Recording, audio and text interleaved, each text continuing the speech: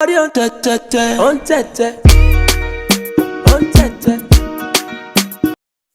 my amazing viewers. Welcome to another interesting episode of your favorite entertainment program, Entertainment Updates, here on News Express Nigeria TV. My name is VeryDarkMan, Michael, and thank you so much for tuning in this week. The entertainment industry, and indeed the whole country, has been gripped by the intriguing allegation that controversial crossdresser Idris Okuneye, also known as Bobrisky, resided in an apartment while he was supposed to be serving a 6-month sentence at the Kirikiri Correctional Center in Apapa, Lagos. Earlier in the week, a controversial social media personality, Vincent Otse, popularly known as VeryDarkMan, had released a recorded voice call between Bobrisky and another man. In the call, Bobrisky had alleged that he was in an apartment and that popular rapper Falz, also known as Falz, was trying to help him secure a presidential pardon. Now, how did it all start? The Economic and Financial Crimes Commission arrested Okuneye in April on 6 counts of money laundering and naira mutilation. He had sprayed money at the premiere of Ajakaju, a movie by actress and producer Eniola Ajao, at Film One Circle Mall in Lekki.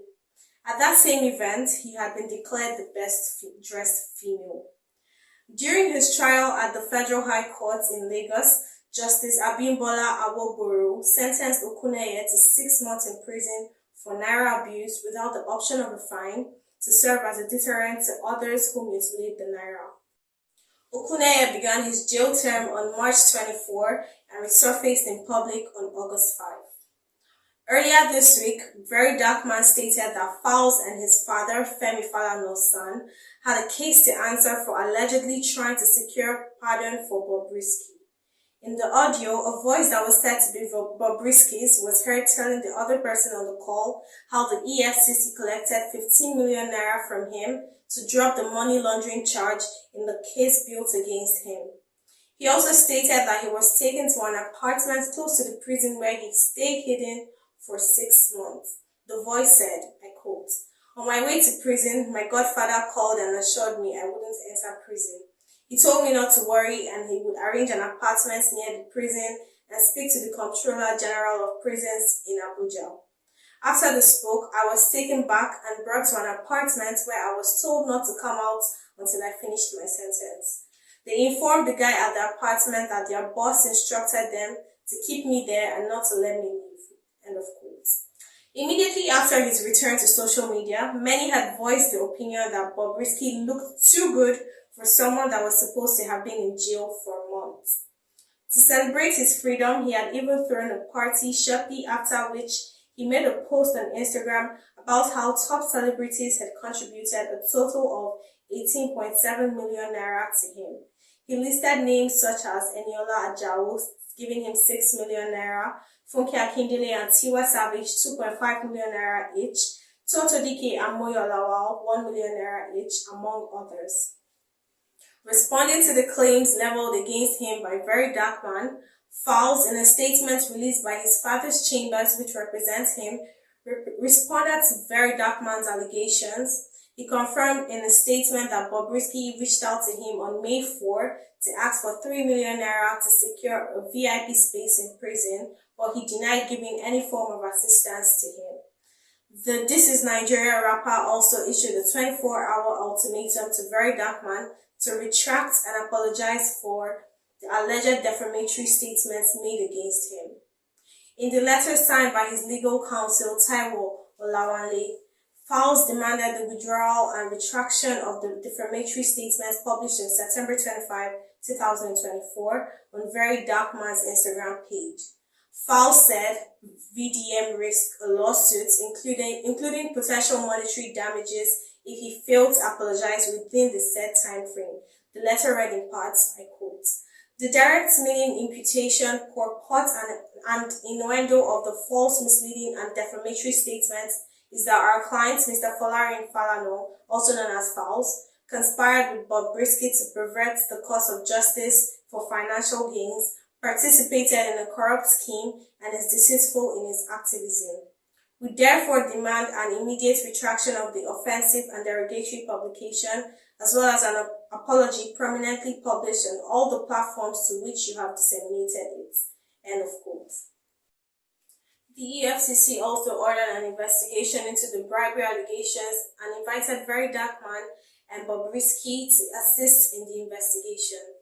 However, VeryDarkMan maintained that he did not defame Falz. In another video he posted on social media, he alleged that the rapper called him on the phone and tried to bait him on record. He said Falz should be suing Bobrisky, who made the claim, and not him. He insisted that he had nothing to apologize for and added that they would meet in court.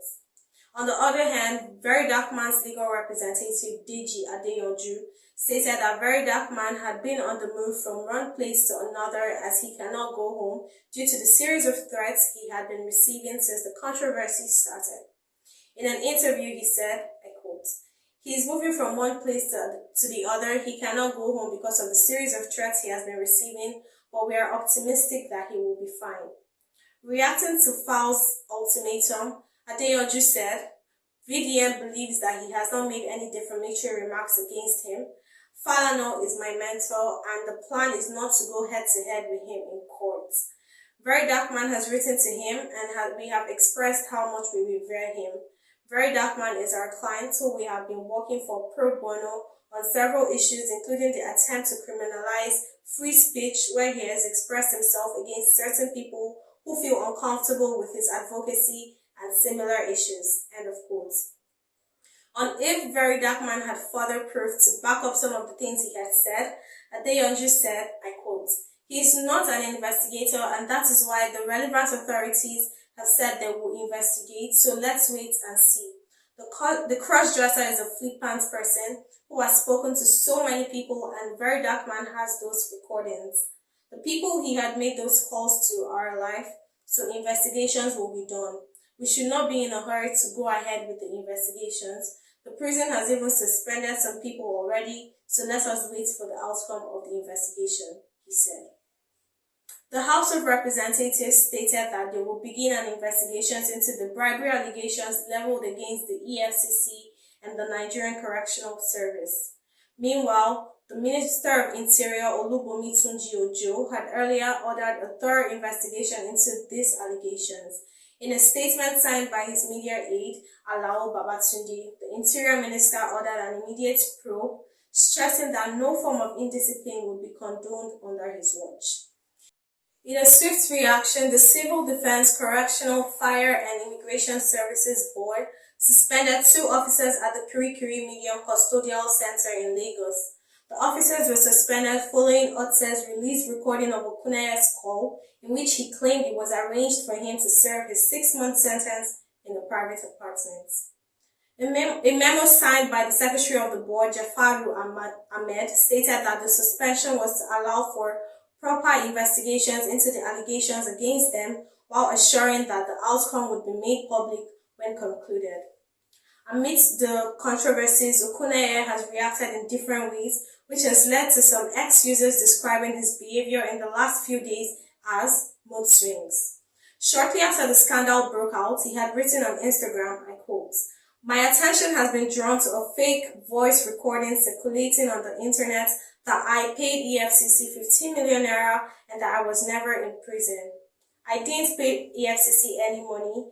I served my term in full and came out. I have never thought about suicide, but now it is coming to my head, seeing what human beings are doing to their fellow humans, just in the name of bringing them down by force or because you do not like them," he wrote. He then went on to delete all the pictures on his Instagram page. However, some days later, he adopted a more defiant tone. He wrote, I quote, "Please, everyone calling to tell me the danger I am in and the plans against me should hold it now. I don't want any threats anymore. I was scared because of the story that EFCC will detain me again and I will be sentenced to prison the second time. God will vindicate me, and for those that want to frame me up, they will be exposed by the law. I am ready for any investigation, but not in the same EFCC office where I was detained. And any investigation should be free, no intimidation. I demand an independent and open investigation for the world to see. You cannot bury me because of my social media lifestyle. Anybody can alter any audio and put it out. Best of luck. Anyone who published any audio should take responsibility for it. The fact remains that I did not publish any audio and nothing can change that. I will meet you guys in court this time around if you have any case against me. End of quote.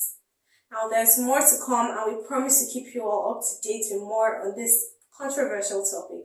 For now, we will have to end today's episode here. Join us again next week for another Instead I Told Time Out. From me, your girl, with Dominic Michael, and from all of us here and News Express Nigeria TV, we say we love you and until next week. Bye for now.